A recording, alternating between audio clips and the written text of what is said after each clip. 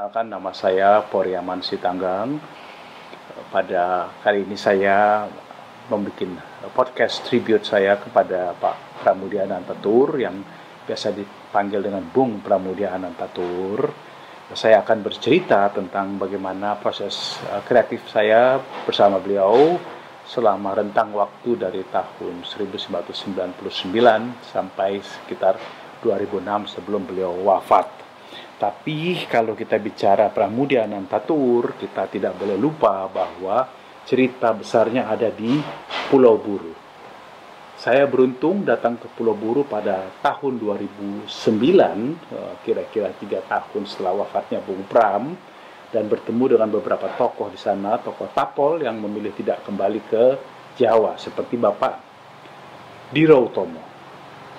Pak Diro Utomo menjadi salah satu tokoh yang banyak menemani saya selama berkunjung ke Pulau Buru. Pulau Buru adalah inspirasi dan sekaligus juga cerita yang banyak memberikan semangat-semangat kemanusiaan kepada kita di Indonesia. Saya selalu bertanya-tanya kenapa penguasa ketika itu memilih Pulau Buru untuk mengirim tapol-tapol ke sana. Itu sampai sekarang menjadi pertanyaan saya. Saya pernah bicara dengan Bung Pramudia Anantatur, Bung, yuk kita ke Pulau Buru. Dan dia mengatakan, untuk apa? Itu tempat yang membawa saya dengan banyak kesakitan, kepedihan, dan juga penderitaan. Dia bilang, saya tidak akan mau kembali ke sana. Oke, bagaimana saya bertemu dengan Pak Pramudia Anantatur, yang kemudian sering dipanggil Bung Pram, itu sebetulnya dimulai pada saat secara tidak langsung saya diingatkan oleh Tulang Sitor Sitomorang. Saya memilih Tulang, sebetulnya orang menyebutnya Bung Sitor, tapi saya lebih menyebutnya Tulang Sitor karena secara tradisional Batak, karena saya orang Batak, punya hubungan kekerabatan. Pada saat itu, kira-kira tahun 1992, saya akan perlihatkan gambarnya, saya itu diajak oleh Bung Sitor Sitomorang berkelana mengenal Danau Toba. Ini fotonya. Jadi perjalanan selama itu saya banyak mengerti Danau Toba karena Bung Sitor Sitomorang. Oke, ini adalah foto-fotonya, ini Bung Sitor ketika itu. Lalu kemudian di kampung tahun 1992 ada pesta adat. Ini kalau kita ingat, ini ada kerbau, water buffalo kata orang. Ini seperti ingat saya pada film Apocalypse Now, bagaimana orang-orang itu membawa kerbau sebagai sebuah pengorbanan, sebuah sacrifice untuk ke alam. Jadi itu, tapi sebetulnya satu lagi saya perlihatkan gambar Pusyuk Bukit. Ini saya ambil ketika berkelana bersama Bung Sitor Sitomorang 1992 di Danau Toba. Nanti akan kita bicarakan banyak perihal Danau Toba dan Sitor Sitomorang, tetapi yang ingin saya sampaikan cerita ini adalah tentang bagaimana saya melakukan encounter dengan Bung Pramudia Anantatur. Pada tahun 1995, Sitor pernah bilang sama saya, nanti malam kau datang ya, ada pesta besar. Itu 1995, dan saya selalu, memang ini karakter yang saya ingat kemudian, Tulang Sitor itu selalu punya semacam sebuah misteri dalam bercerita.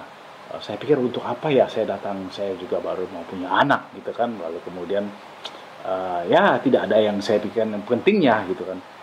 Akhirnya saya tidak datang. Ternyata beberapa hari kemudian saya ketemu Sitor, dia bilang, sayang kau tidak datang. Itu malam itu Pramudia Anantatur mendapatkan penghargaan Raymond Magsaysay 1995. Itu seperti Nobel Prize untuk dunia, tapi untuk Asia ada Raymond Magsaysay. Waduh, saya merasa sayang juga ya saya tidak datang. Ya, tapi ya sudah, apa boleh buat. Nah, maju ke depan, kira-kira tahun 1998-99, terutama 99 itu memang terjadi kerusuhan besar di Jakarta terutama. Bagaimana perlawanan terhadap rejim Orde Baru dan Soeharto itu bergejolak di mana-mana. Saya mendapatkan kesempatan, ini benar, karena kemudian saya masih bekerja di Asia Week, saya mendapatkan tawaran untuk memotret Pramudia Anantatur. Yang nulis waktu itu adalah Yedi Kwok dari Asia Week, lalu saya di-assign. Saya ingat betul ketika itu keadaan masih tegang, dan saya juga masih sedikit, ya boleh bilang agak penakut ya sebagai fotografer ya. Jadi ada juga teman yang bilang, kau hati-hati, itu masih banyak intel, jangan sembarangan, nanti ada apa-apa kamu ditangkap. Jadi waktu saya pergi ke rumah Bung Pram itu, memang saya parkir mobil, waktu itu saya masih punya mobil, sekitar 500 meter dari lokasi, baru saya jalan kaki. Saya jalan kaki, terus ini di hutan kayu, lalu saya akhirnya saya ketemu nomor yang dimaksud, saya lihat, oh ini rumahnya. Oh oke. Saya masuk, saya bilang saya mau memotret Pak Pramudia Anantatur, karena saya belum berani mengatakan Bung Pram, apalagi keadaan masih goncang-gancing dan kita juga tidak tahu. Oh, oleh orang di rumah bilang, oh gampang, kamu turun saja ke bawah sana, nanti ketemu tempat sampah, cari Pram di situ. Aduh, sebagai fotografer, sebagai individu saya bilang, wah, heran saya kok diperlakukan seperti ini. Tapi saya juga punya intuisi, artinya ya saya harus menghormati saran itu benar barangkali gitu. Tapi ini kan Pramudia Anantatur. Kok saya diperlakukan seperti ini? Apa iya Pramudia itu seperti itu? Tapi saya ikut ya saran itu, saya turun ke bawah. Benar. Saya pertama kali masuk, waduh, asap daripada itu plastik terbakar. Waduh, tidak kuat.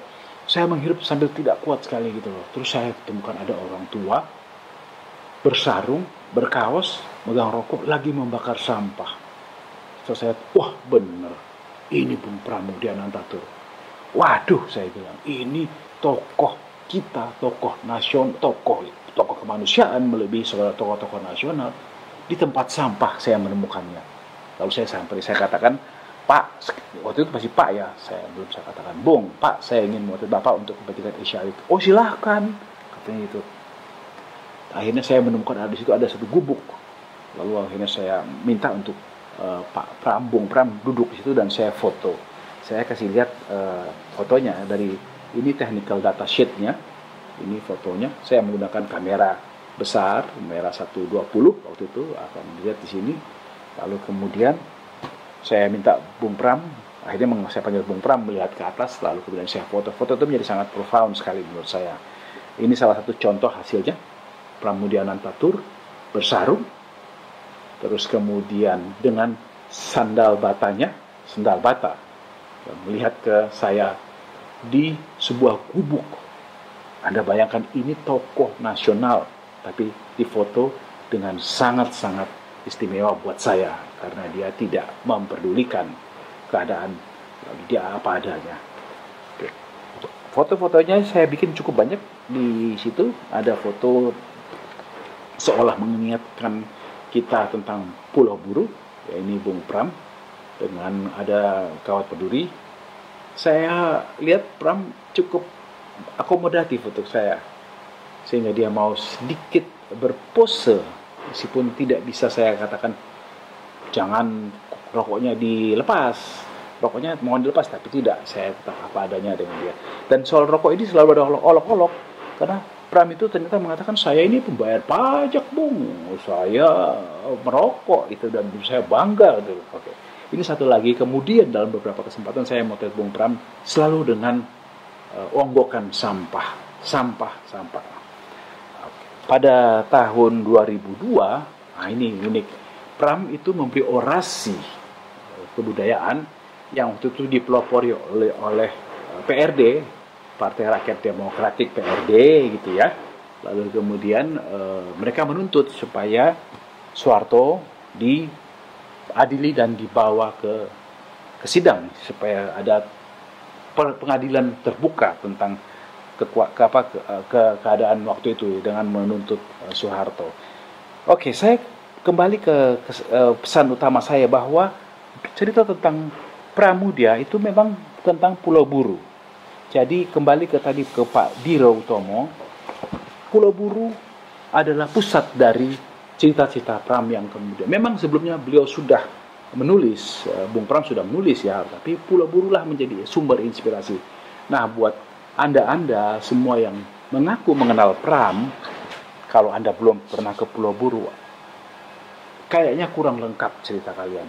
Pulau Buru Anda harus kunjungi. Nah, ini kemudian yang bagi saya sebuah inspirasi dan kemudian sebagai sebuah pengalaman pribadi buat saya adalah, ternyata orang-orang dari Pulau Buru, Tapol itu punya keinginan, kekuatan, dan selalu berinisiatif untuk kesehatan. Dia ingin sekali selalu berkonsentrasi pada kesehatan. Itu yang saya temukan dalam banyak proses saya bersama Tapol.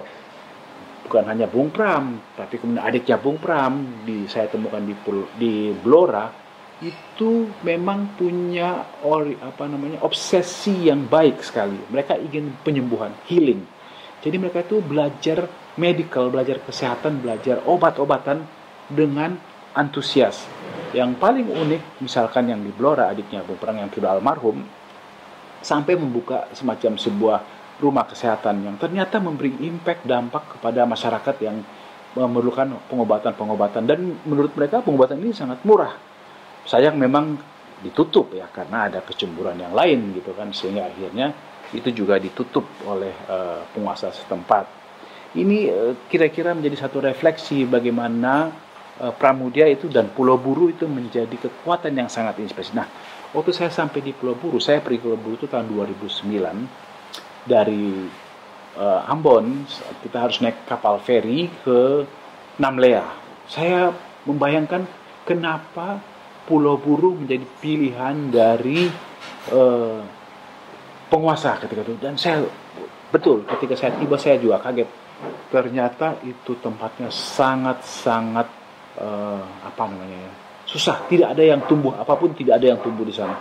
Semuanya benar-benar susah terlihat. Jadi saya bisa mengerti kalau berefleksi dari buku Gulag yang dibikin tentang Gulag di Rusia, bagaimana tahanan politik dikirim ke sebuah tempat seperti kamp konsentrasi yang terpisah jauh dengan kedingin sekali, lalu kemudian orang-orang suka dihukum dengan telanjang, bahkan katanya kalau mau mandi di sana itu karena sangat dingin sekali, Anda dibuka baju dan Anda disuruh jalan hampir sekitar 2 kilo hanya untuk cari tempat mandi.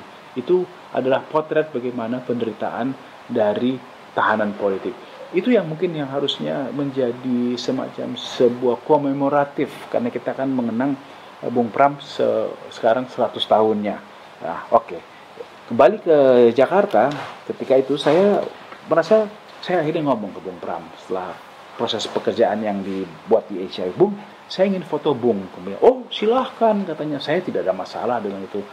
Saya pun berpikir kalau nanti saya meninggal lalu kemudian saya menjadi seonggok daging, dibuang pun ke binatang, saya sudah tidak tahu. Yang paling penting ketika saya masih hidup, itu yang dikatakan Bung Pram. Jadi dalam prosesnya itu terbuka sekali, semuanya juga mendukung dan tidak ada penolakan. Bahkan dalam kondisi sakit pun, seperti contoh foto ini, saya melihat Bung Pram dengan apa adanya, dan Bung Pram itu benar-benar tidak punya semacam barrier dalam proses kreatif saya. Itu yang menurut saya cukup mengharukan, bahwa Pram tidak merasa terganggu. Nah, saya perlihatkan juga foto-foto bersama keluarga. Ini mungkin satu hal yang harus kita pahami. Pram itu senang sekali menulis.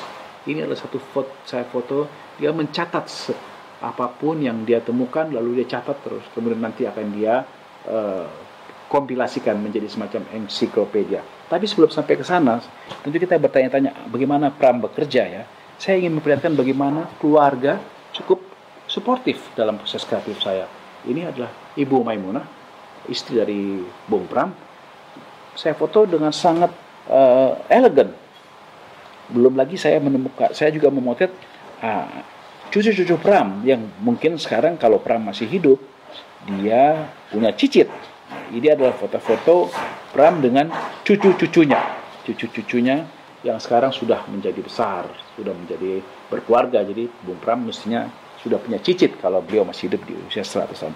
Ini adalah foto di tahun 2002 ketika Bung Pram itu merayakan rezekinya dengan membangun rumah di Bojong. Oke. Nah, saya juga punya foto yang saya ambil, itu adalah foto beliau dengan Günter Grass. Ini adalah hadiah dari Günter Grass. Günter Grass adalah pemenang Nobel Prize yang kemudian bertemu dengan Bung Pram di Jerman. Günter Grass tidak hanya seorang penulis, dia juga seorang pelukis dan pematung. Dia menyerahkan lukisan karyanya kepada Bung Pram. Oke, ini yang penting kita ingat, bahwa hubungan antara Bung Pram dengan Günter Grass itu adalah hubungan yang sangat elegan sekali, karena dia menjadi salah satu yang membela Bung Pram ketika dia di penjara. Guntur Kras datang ke Jakarta, terus kemudian menuntut supaya Soeharto membebaskan Pram, tapi pada saat yang sama Guntur Kras langsung dibalikkan ke Jerman. Oke, yang kemudian menarik adalah pertemuan, ini yang menarik, pertemuan antara Bung Pram dengan Gus Dur. Itu akan menjadi salah satu topik kita yang paling menarik yang harus saya sampaikan di episode berikutnya. Bagaimana sebetulnya hubungan-hubungan mereka. Dan waktu itu Gus Dur datang ke Bojong, lalu kemudian bertemu. Nah, yang saya lihat dari situ ada yang unik. Itu Pram cukup cemas ketika melihat banyak sekali polisi, tentara. Nah, tapi kan itu kan bagian dari security yang dibikin oleh pemerintah ketika itu, pemerintah Gus Dur. Tapi sebenarnya Gus Dur tidak seperti itu, dia sangat bebas sekali. Pram tapi tetap terlihat, saya bisa lihat wajahnya sangat ada semacam sebuah kecemasan ketika dia melihat banyak polisi dan tentara. Ini sesi yang menarik tentang bagaimana hubungan Gus Dur dan Pramudia Anantatur. Dan saya kira Gus Dur memberi gesture bahwa dia punya pengalaman sejarah bersama Pram sebagai kejadian di Orde Baru, awal Orde Baru. Jadi Gus Dur seolah ingin memberikan permohonan maaf, rekonsiliasi, terus kemudian bisa berbaik kembali. Ternyata Pram dan Gus Dur telah bertemu beberapa kali, dan pertemuan ini adalah pertemuan kedua. Ada pertemuan terakhir yang juga menarik yang akan kita lihat di sesi berikutnya, bagaimana Pram dan Gus Dur berjalan bersama-sama. Oke, kita nonton lagi berikutnya. Sekarang sampai situ dulu. Thank you.